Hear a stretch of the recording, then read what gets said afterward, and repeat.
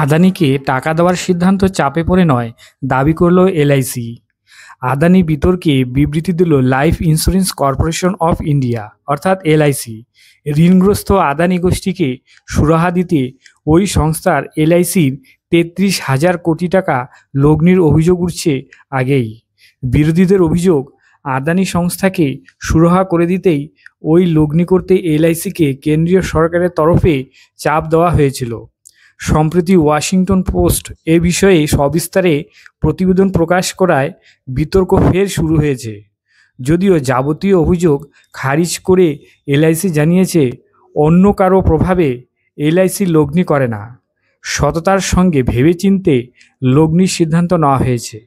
সংসদীয় public accounts committee দিয়ে তদন্তের দাবি করছে বিরোধীরা।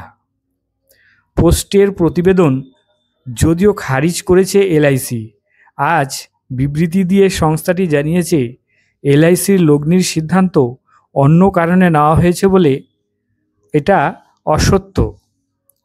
যেখানে অভিযোগ তোলা হয়েছে আদানি গোষ্ঠীতে টাকা ঢোকানোর উদ্দেশ্যে তেমন কোনো নথি বা পরিকল্পনা এলআইসির তৈরি করেনি। এলআইসির দাবি, বোর্ডের অনুমোদিত নীতি মেনে স্বতন্ত্রভাবেই তারা লগ্নির সিদ্ধান্ত নিয়েছে। এই লগ্নির সিদ্ধান্ত নীতি মেনে নেওয়া হয়েছে।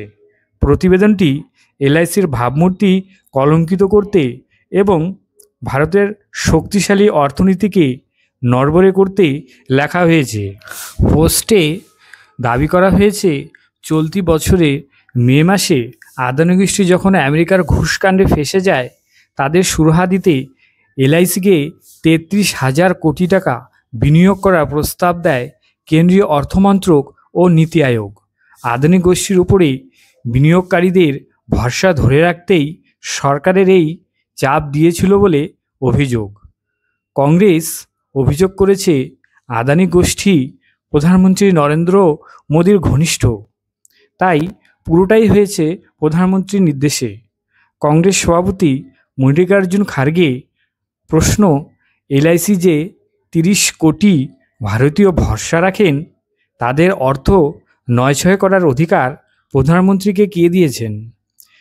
এক্স সমাজ মাধ্যমে খাগড়ে লেখেন, সরাসরি দেশবাসীর অ্যাকাউন্টে টাকা পাঠানোর ব্যবস্থা যদি কেউ লাভ করে থাকেন, তিনি প্রধানমন্ত্রীর ঘনিষ্ঠ বন্ধু। ভারতে